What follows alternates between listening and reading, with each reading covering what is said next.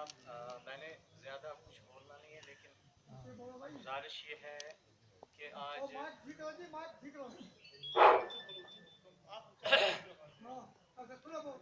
खुशी की बात है कि बीजेपी जमात ने आज कोहली साहब के वसादत से यहाँ पे ये जो प्रोग्राम किया, हम बहुत खुश हुए, क्योंकि हम चाहते ही थे। इलेक्शन लड़ने से पहले भी कोहली साहब कहा करते थे कि बीजेपी जो है यही हमारे मसाइल को हल कर सकती है। और ये कौम जो है, ये दबी हुई कौम थी पिछले 30-40 सालों से। बहुत सारी उम्मीदें वाबस्ता हैं अभी भी। ये मैं क्यों कह रहा हूँ हैं, क्योंकि कुछ चीजें जो हैं आप तवज्जो फरमाएंगे, मुझे उम्मीद है। मैं बड़ी बातें नहीं कहूँगा, जो भी डिमांड्स थी आपने सुन ली। जहाँ तक कोहली साहब का सवाल है, इनका 30-35 साल से इस हमारे कश्मीर के साथ बहुत ही करीबी रिश्ता है, ये सही है, आप सब जानते हैं। और इनके कहने पर यहाँ पे हमने कितना कुछ किया, ये कोहली साहब भी जानते हैं और हम लोग ही जानते हैं। हो सकता है हमारे नेता साहिबान भी जानते हों कि इनके कहने पे हमने बहुत काम किया, लेकिन कुछ ऐसी मुसीबतें जो है हमारे सर पे हैं इस वक्त, तो ना तो हम किसी से ये ऊंची आवाज में कह सकते हैं और नहीं गिला भी नहीं कर सकते हैं, क्योंकि कोहली साहब अगर इसके बाद भी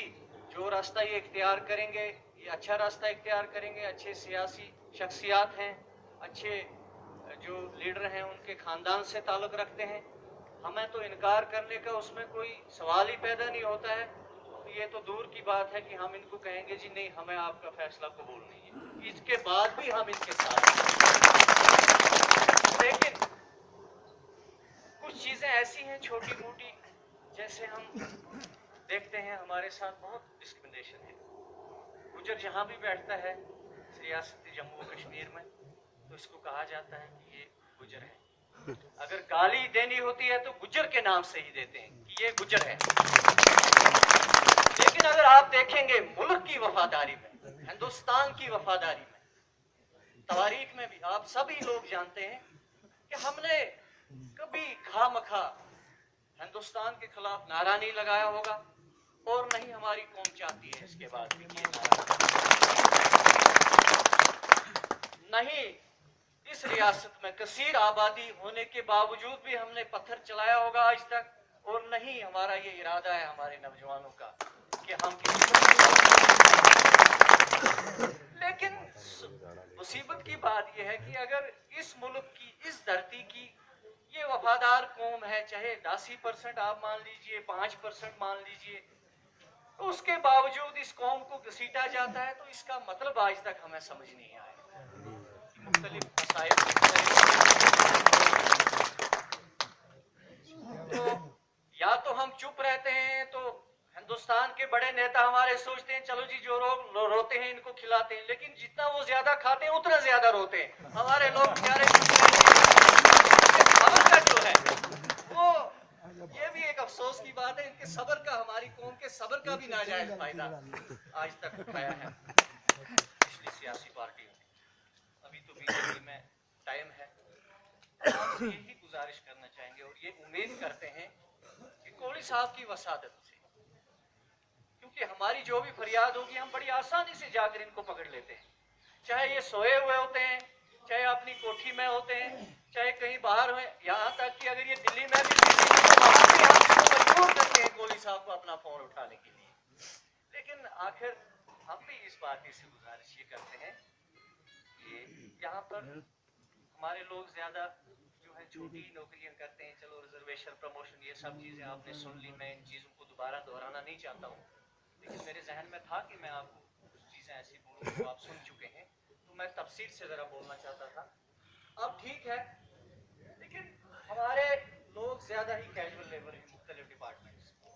जब से ये हुकूमत है, ये तो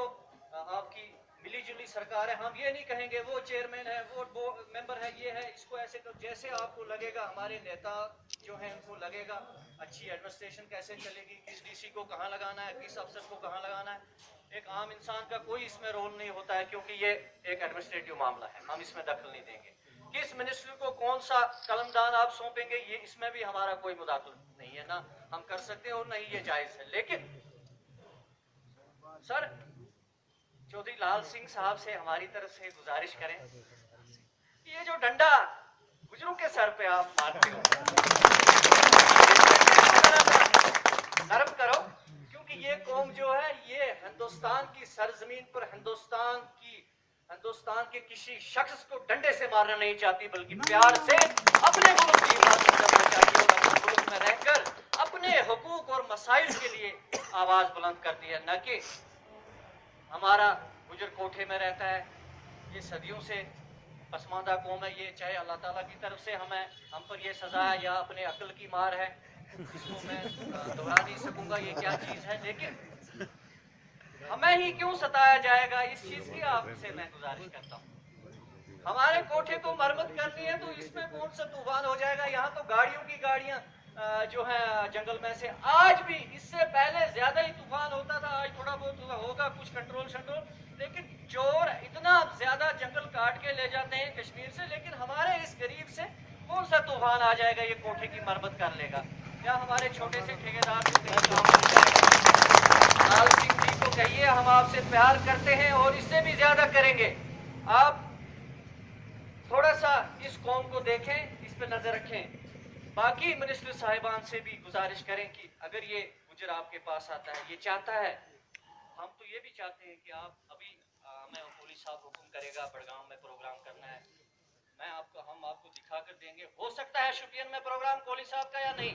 हो सकता है बड़गाम में या नहीं, हो सकता है किसी हर डिस्ट्रिक्ट में या नहीं, आज भी इस दौर में भी हम करके दिखाएंगे। लेकिन इन चीजों को मद्देनजर रखो, थोड़ा सा हमारे इन कैजुअल लेबरों की तनख्वाहें जो हैं वो वागुजार करा दीजिए मेहरबानी करके। हमारे इन जो गुजरों को बाहर निकाल रहे हैं, नहीं उनके पास जमीन, थोड़ा सा छप्पर छाया में कुछ बैठे हैं, तो सर इनका थोड़ा सा ध्यान रख दीजिए, मत दे दो कुछ और ज्यादा, लेकिन उस पुरानी जगह से ही इनको उखाड़ो मत, ये हमारी गुजारिश है। हम हमारे आपसे ताल्लुकात हैं, हम आपको छोड़ेंगे नहीं, हम आपको छोड़ना चाहते हैं। जहां आप हमारा इम्तिहान लेना चाहते हैं, हम इम्तिहान लेने के लिए तैयार हैं, लेकिन आपको भी तो बड़ी गौर से सुनना पड़ेगा जो हमारे मसाइल हैं। बाकी मैं आपसे अगर कोई मुझसे कता कलामी हुई हो तो मैं माफी चाहता हूँ। शुक्रिया, वसलाम।